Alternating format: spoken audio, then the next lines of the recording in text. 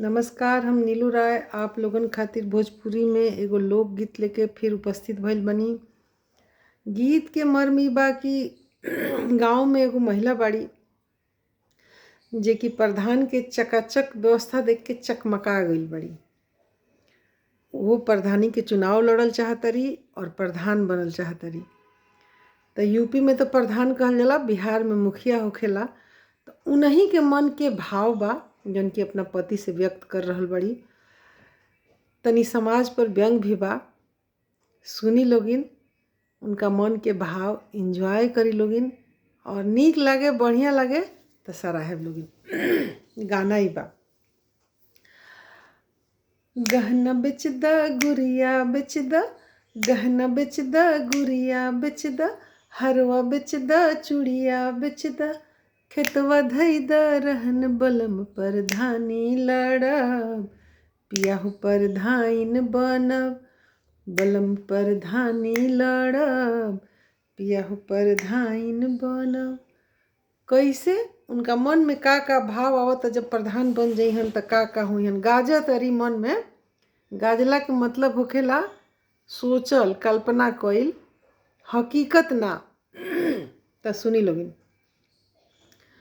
कि जितला के बाद हमर बैंकवा के खाता चरचराई हो, जितला के बाद हमर बैंकवा के खाता चरचराई हो, गौवा जवार चाहे कितनो खिसियाई कचकचाई हो, भाव न देह भव काल में रहब, भाव न देह भव काल में रहब, पहिनब सिल्क के सड़िया बलम प्रधानी लड़ब, पियाहू प्रधाइन बनब, बलम प्रधानी लड़ब, पियाहू प्रधाइन बनब।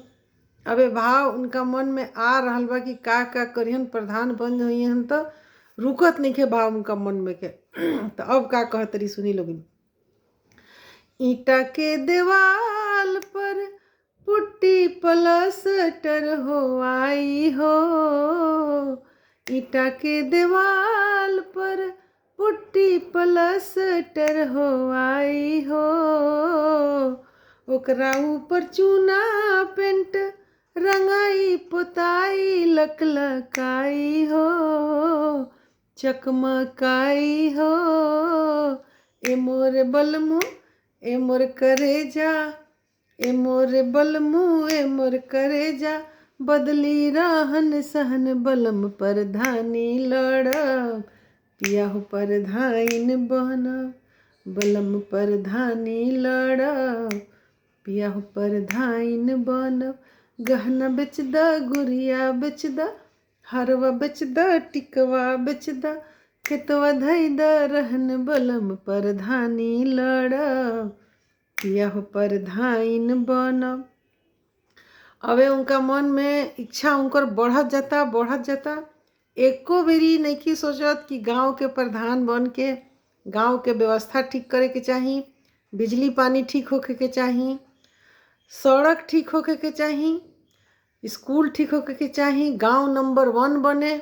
ए फेरा में नइखी, खाली अपना बारे में सोचले जातारी। तो सुनी लोगिन अब उनका मन में का भाव आ रहल बा कि दुबर पातर देहिया हमर देखी ह कुछ दिन में मोटाई हो, दुबर पातर देहिया हमर देखी ह कुछ दिन में मोटाई हो, थरिया में मुर्गा भात गुलुआ के बाबू सरपोटाई हो, थरिया में मुर्गा भात गुलुआ के बाबू सरपोटाई हो, बैठ बोलेर प्रधाइन कहाइब, बैठ बोलेर प्रधाइन कहाइब, जुड़ाई हमरो छाती बलम प्रधाइन बनब, पियाहू प्रधानी लड़ब।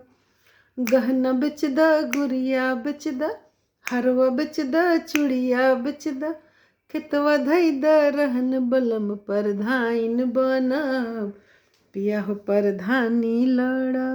Thank you.